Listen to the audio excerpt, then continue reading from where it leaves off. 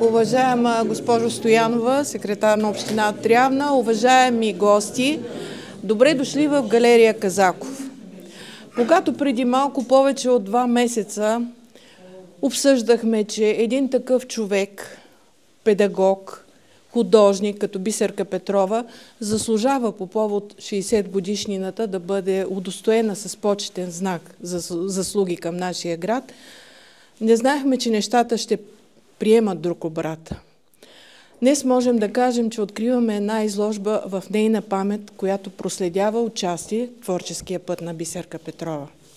А за нейното представяне давам думата на господин Цветан Колев. Благодаря.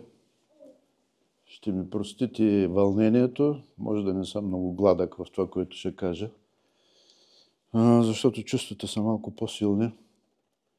Да знаете, че не се открива лесно изложба по принцип. Трябва ли много да обичаш човека, да му познаваш творчеството, живота, да си бил близък до него, за да се получи.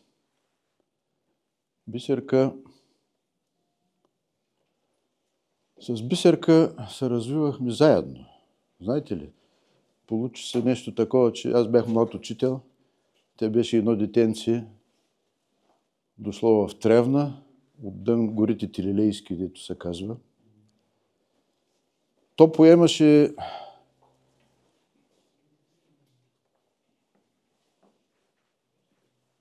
това, което трябваше да натрупа като художник, направо казвам художник. Аз пък израствах като педагог, като млад учител. И ние много си паснахме. Знаете ли каква богата почва беше това дете? Ние двамата просто непрекъснато експериментирахме и тя поемаше и каквото се опитвах да й кажа, да й внуша, то веднага излизаше в материал. Особено по учебните практики, където бяхме по-свободни. Милата Бисерка дойде от едно село, което аз съм ходил специално да го видя. Много е странно, по принцип природата и Вселената много не се интересува от нас. Тя си кара нейните закони, не се интересува какво става с нас хората, но от време на време решава да изпрати на земята, да наизненада с някой талант или гений и то, кой знае защо го вади от много интересни места, както Бисерка излезе от това селце. Дойде в Трявна с черната мантичка, с бялата якичка. И така, 5 години в училище се развивахме заедно. Аз толкова много я обичах и толкова си се радвах, че когато дойде време вече тя да отива да кандидатства в висше образование в Търново, аз страшно бях ревнив и много се опасявах, не дай си Боже да ми развалят най-доброто произведение, може в моята педагогическа практика. Слава Богу, не можаха. Майче се опитаха, но не можаха. Така, мама Биса. Много се радвам да видя нейни съученици от тези времена, нейни ученици, нейни колеги. И знам, че е тъжна историята. Когато ми предложиха да открия изложбата, всичкото това, което го говоря и ще го изговоря, исках лично да й го кажа. Но така се случи, че се разминахме. Такива са нещата, житейските. И затова казвам, докато близките, любимите ви хора, докато са на този свят, говорете им, казвайте им, че ги обичате. Хвалете ги. Може да няма за какво, но така чувствайте, искайте да има отплата за любовта. После става късно. И сега много искам тя да чуе и може би чува това, което говоря за нея. Тук се случи една малка магия, когато Петър донесе нещата и ме помоли да ги подредим по някакъв начин, по някаква логика. Първата ми работа беше да ги разхвърлим. Аз да ги разхвърля, И после реших, че ще трябва да ги аранжирам по някакъв начин. И си говорим с Петър. И когато реших, че трябва вече да свърша тая работа, се озърнах, нещата бяха се подредили. Тя сама си ги подредила. И то по най-логичния начин. По години, по време, по емоции, които е изпитвала. И така, че много ми се иска да ме чува от някъде. Такива неща се случват. Много исках да говоря за нея. Радвам се за присъствието и на хора, които тя ги е учила. Тя беше за децата мама Биса. Беше толкова чувствителна, на толкова хора много е помагала. Помня даже, че някъде, когато имаше дипломни работи, тя преживяваше това, което и децата преживяваха, за да се свърши някаква работа. Трябва да ви кажа, че хората на изкуството, истинските хора на изкуството са безкрайно чувствителни, безкрайно беззащитни. Те нямат тази защита, както обикновеният човек, който знае как да реагира в ситуации. И може би това някой път събаря човека, унищожава го. Аз имам колеги, скоро даваха един филм за Маргарит, един от най-големите скулптори и рисувачи по мое време, когато аз бях ученик в София, в художествената гимназия. В академията нещо не искаха да го допуснат заради брада, заради не знам какво, заради някаква простотия. Човека се самоуби, не можа да издържи на този ужас. И много такива случаи. Някои се пропиха. Чували сте за Иван Георгиев Рембранта, който също в академията са му отсякли желанието да завърши, просто заради това, че не е рисувал идеологически неща. Този човек отказа да си показва нещата за винаги и да участва в каквито и да било, затвори се в себе си, за каквито и било такива държавни мероприятия. Такива неща се случват с нас, братята, които се занимаваме с изкуство. Не е лесно, но по това, което се появи, искам да поговоря малко за нейното творчество.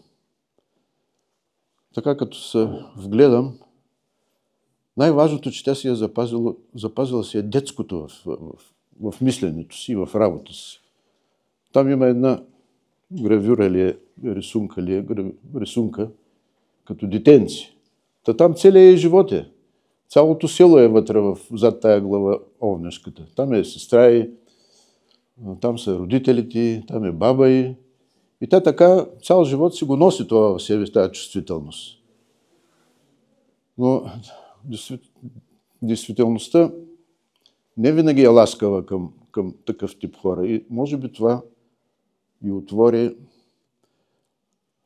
нейните проблеми от начало. Стават такива неща в живота. Беше човек, който не можеше да понесе грубостта. Плашеше се от нея, от арогантността, от високия тон. Споделяла ми, че се страхува от някаква атмосфера, която се създава около нея или изобщо дори в училище. Та пак се надявам, че дано да е чула. Тя живее в картините си, ще нарадва.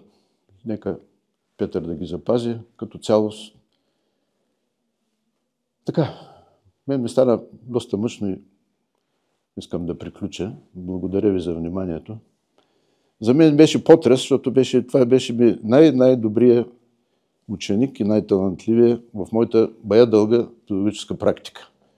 Благодаря ви за вниманието. И я благодарим. Малко като на панихида, но това е положението.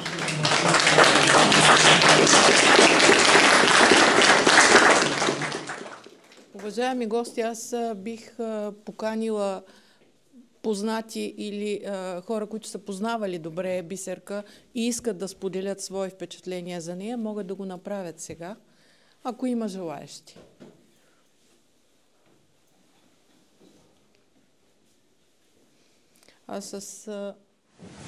Здравейте на всички. Някои ме познават, други не. Ходих задочно при Бисерка да ми обясни някои неща в тая сфера. Тук съм да я почитя, както всички с добро, понеже ми подадоха ръка някои хора да се върна и да покажа някои неща от моето творчество. Ами, Бог да я прости и да я напомним с добро. Това е от мен. Ще споделя за мен.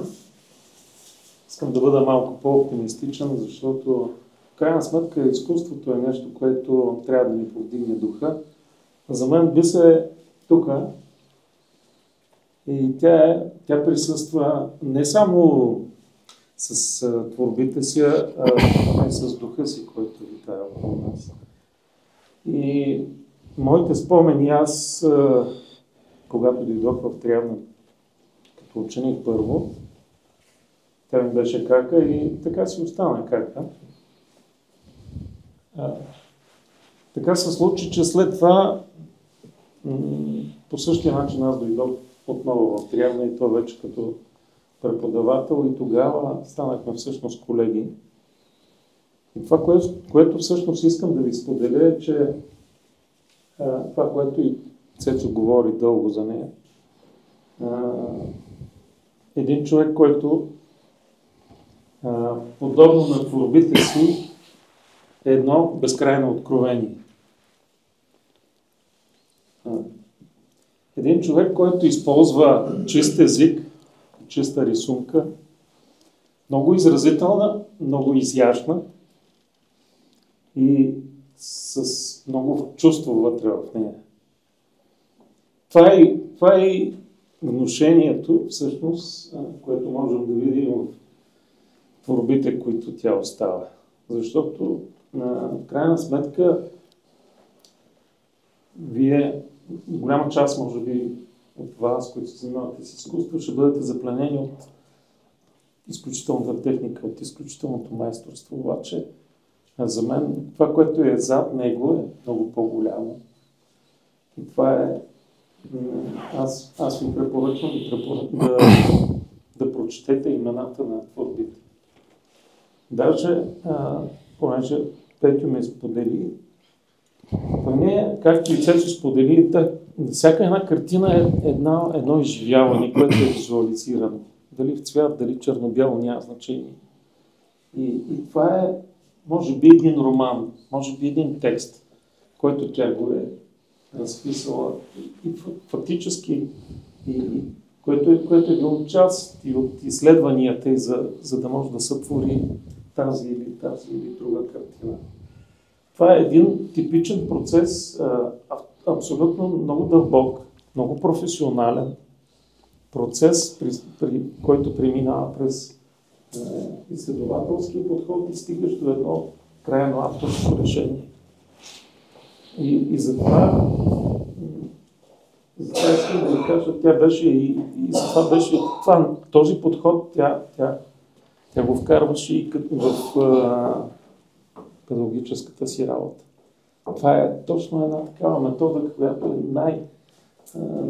най-ползотворна и най-благоприятна, за да може да можеш едно младо поколение, което тя трябва да научи, най-бързо те да го възприемат и най-близо да стигне до тях.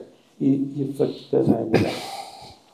Така че Бисер беше един свят, голям свят, пак казвам, едно откровение, което за мен ще остане следа, не само, надявам се, в града, не само в училището, ами и в цяла България, защото в крайна сметка всичките деца, които идват, поколението, които вървят, те са от всякъде и съм убеден, че този дух ще отида всякъде. Може да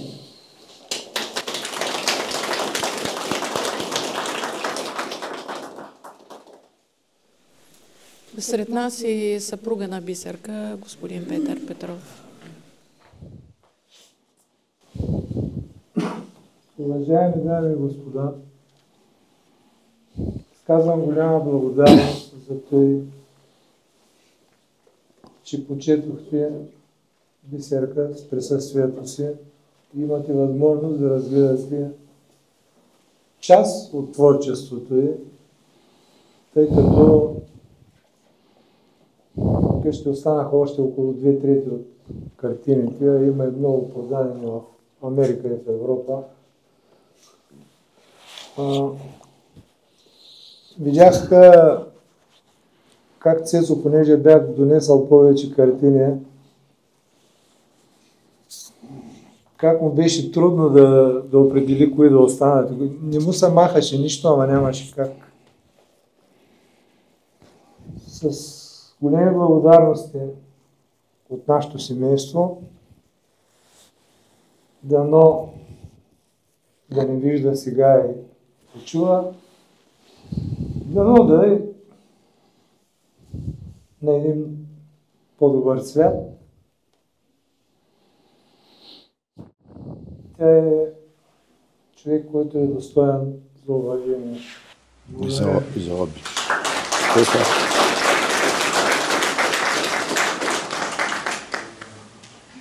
Ако няма други желаещи, да, заповядайте, госпожа Мила Кошкова. Една наша колежка, преподавателка, с която почнахме училището, в новото училище почнахме да работим. Аз подобно на Цецо, като влязах и като и видях нещата, буца заседна в гърлото ми. Много ми е мъчно за Бисерка. Аз няма да говоря за нейното изкуство. Достатъчно неща се казаха, а те и нещата й говорят прекрасно. Искам да кажа само за Бисерка, че тя беше едно голямо, огромно сърце и една широка, топла усмивка. Тя беше любов, тя беше шега, тя беше добро чувство и добро настроение, накъдето и да се появеше. И в училище ми е било много, много приятно, като ми беше ученичка, след това като колежки. А след много години, като я срещах по улицата, каквото и да ми е било на душата, смехът и закачките й променяха винаги настроението ми, за което съм и безкрайно благодарна за тия прекрасни мигове и в училище, и като ученичка моя, и като колежка. Аз съм сигурна, че тя е тук някъде и не слуша, и не вижда. Единственото, което ми дойде, като видях, като прочетах във Фейсбук съобщението за кончината й, и което и написах е: обичам те. И сега и го казвам: Биси, обичам те. Искам да си я запомня такава, усмихната, щедра, добра, отзивчива и невероятно способна. Нека е светлина там, където е, нека твори там, където е, и някой ден ще видим и другите й произведения там горе. Благодаря на всички, които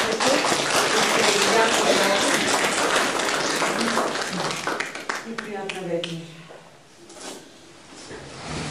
Беше, аз съм напълно единството, който Бисерка беше класна и тези години са преживявани от нас, като учениците, като тя споделяше с нас и всичките си вълнения, мисли, процеса, който минаваше през съзнанието, за да стигне до тях.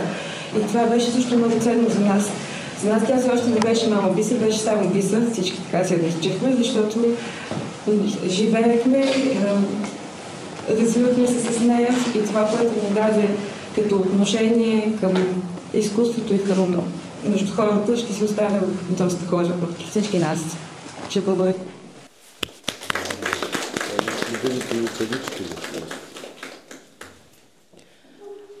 Уважаеми гости, тази вечер ни събра творчеството на един великолепен художник. Надявам се, че с хубавите думи, с нашето присъствие тук, отдаваме и заслужена и достойна почит към паметта на Бисерка.